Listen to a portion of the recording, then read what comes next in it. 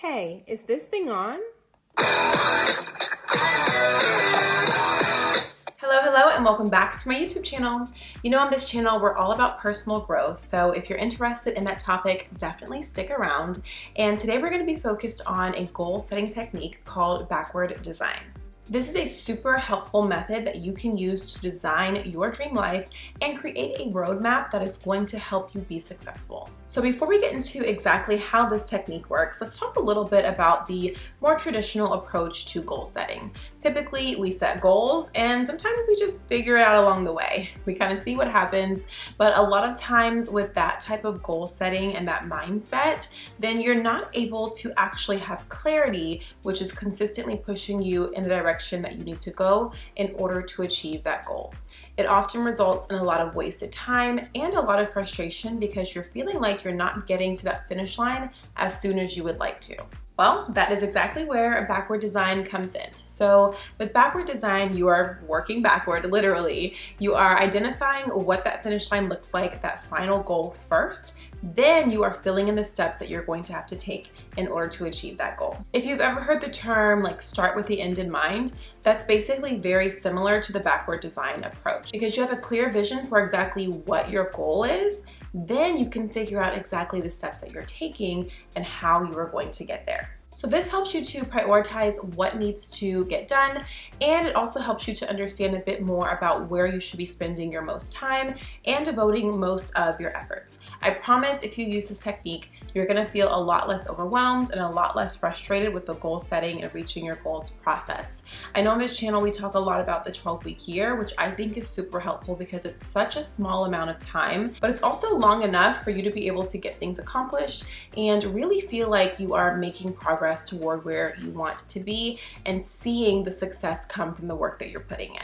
So backward design is another one of my absolute favorite goal setting techniques because it actually does work. You can use it with traditional goal setting for the full year, and you can also use it in conjunction with the 12-week year to achieve more even faster. So the first step is you have to identify your end goal. Ask yourself, what do I want the outcome of all of my work to be? Make sure that you're being very specific. I love to pair a vision board with step one because it helps you truly visualize specifics about what your destination looks like so that when you start mapping out the steps, you know what that final journey is going to end up being.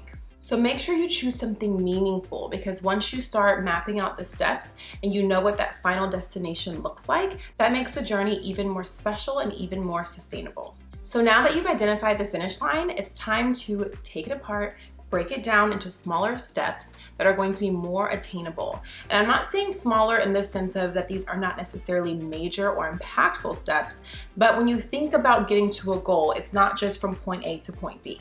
There are so many little things that you have to do in between. So all of those little things are your steps to get to that final goal. I like to look at these steps as like milestones or checkpoints. The great thing about a checkpoint, like think about if you're running a race, it keeps you motivated, it makes you excited, you get to celebrate the success and the progress that you've made, and it helps you keep going. So it's really important to make sure that you're making bite-sized chunks, very accessible things that you are doing to work toward reaching that final goal. You're celebrating each of those small steps and realizing how they culminate to reach your final destination.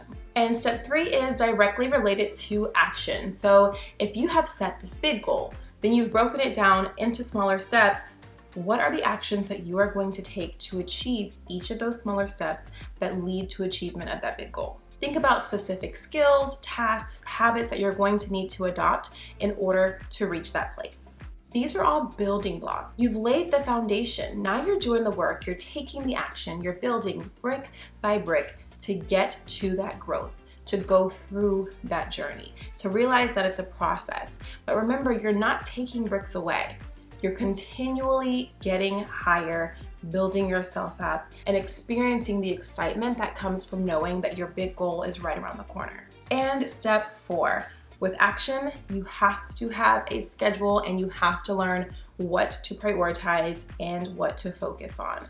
So again, rewind. Big goal. We've broken it into smaller chunks. We've decided how we're going to build, the action steps that we're going to take. But now we actually have to schedule them in and make them a priority in our lives. So determine which actions are most important to help you reach your goal and set a timeline for yourself. You have to be strict, you have to be disciplined to make sure that you are continually working towards something. By doing this, it's going to ensure that you're staying focused and that you're not going to be overwhelmed or become frustrated because you're not seeing the progress and not knowing where to start. If you have chosen your steps and you've built out a schedule in order to make sure that you're consistently taking action, then you're gonna get to where you wanna be. All you have to do is make steady progress. Please remember that there is no quick fix or just a really speedy way to get to where you wanna be. Steady, consistent, disciplined, routines. These are the things that you need to have in your life if you want to successfully reach your goals. And step 5, it's time to put it in motion. I feel like there were a lot of car analogies in this point, but really that's what goals are. There's a point A and a point B, and you've got to figure out how your journey is going to look, what direction you're gonna go, how you're gonna get there, when to speed up, when to slow down, what turns to make. Life is really one big road trip to get to your final destination of where you have reached your goal and that you're so happy with your success. So put all of this into motion and keep working at it every single day. And remember, a super important point, as with everything, do not be afraid to make adjustments along the way. Sometimes you realize you're going the wrong direction and you may need to turn around or completely change what your trajectory was initially. That is completely fine as long as it's helping you get to that final goal, and that final goal aligns with who you are, what your values are, and what you want for your life. It is okay to get there in a different way. So don't be afraid, make changes if you need to, and of course, celebrate your milestones. When you get to those checkpoints, you should feel extremely proud of yourself. Use that as a motivation to help you keep going, because I promise if you set a goal in the first place, there's a reason for that. It's something that you truly want, something that you feel like you're missing in your life, or that you just really want to achieve. And wanting to achieve is so important because that helps us not to become stagnant in life or not to feel like there's nothing else, that we've done all we can or we've reached sort of this plateau. Remember, there's always room for growth. There's always room for progress. And I feel like for myself personally, even when I reach certain goals that are really exciting and I'm so proud of them, of course I stop and I celebrate, but I'm also like, okay, now what? If I've reached this goal, what else can I do? What else can I achieve? Because I have proven to myself that I can do it. So the backward design process works extremely well. Remember, it's gonna help you keep that end view in mind. You see it plainly, add a little vision board in for some fun and some extra motivation, put it somewhere that you're gonna see it on a regular basis, and just keep working, keep moving forward, celebrate yourself, give yourself grace, adjust if you need to, and remember, if you set a goal, there's a reason and it's gonna be completely worth it. Thank you so much for watching this video. Remember, if you enjoy self-development and growth and goal setting and all of those types of topics, please subscribe to the channel, join the family, and check out some of my other content as well. Thanks for watching, and I'll see you in the next one.